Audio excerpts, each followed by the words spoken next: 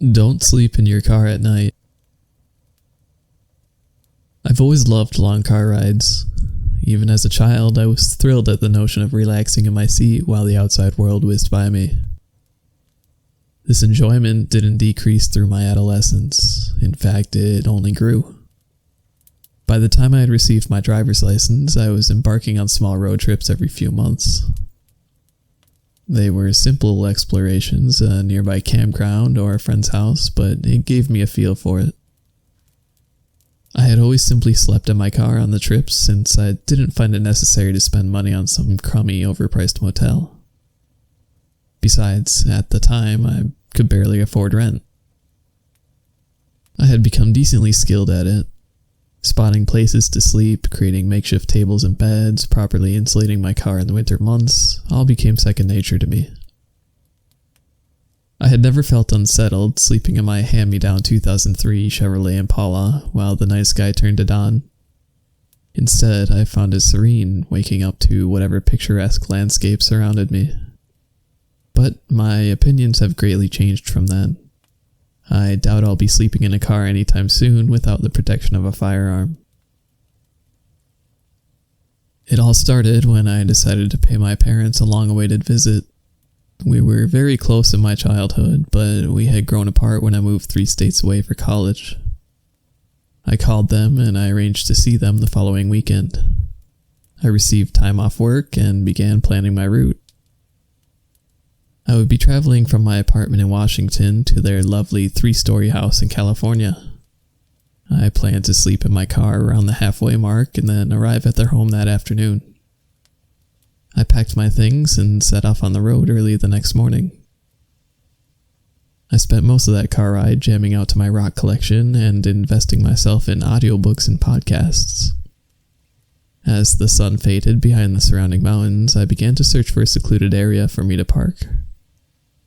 After several minutes of looking, I found it, an old abandoned rest stop surrounded by tall trees and the thick mossy Oregon foliage. I pulled into the parking lot and stopped my car. I put my back seats down and created a makeshift bed out of my sleeping bag, a few blankets, and several pillows. I quickly fell off into a slumber. I woke at dawn and returned my backseat to its normal state. I got an early start as planned. Besides a little traffic, the rest of that car ride went off without a hitch. That afternoon, I arrived at my parents' house where they were excitedly waiting for me. We spent the weekend catching up, drinking on their deck, and swimming in their luxurious pool. It was quite nice to get to see them again after such a long time away. The whole experience was memorable and wonderful. However, I wouldn't be writing this if that's all that happened. The morning came, which I would leave, and we said our goodbyes.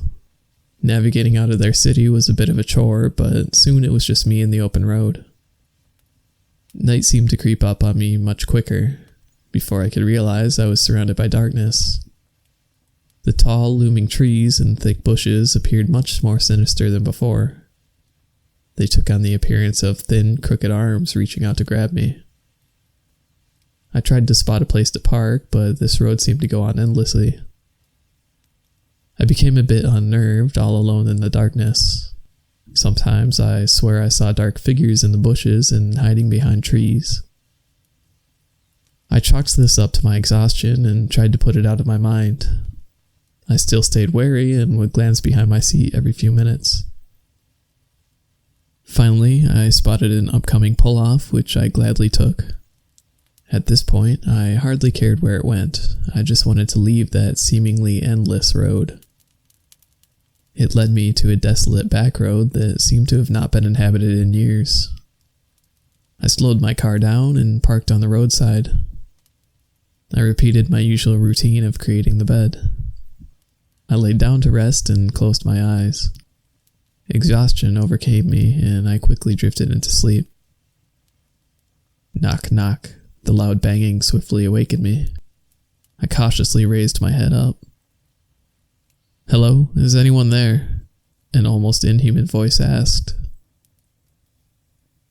I said nothing, too enveloped in fear to respond. I'm just looking for directions to the nearest town, he continued.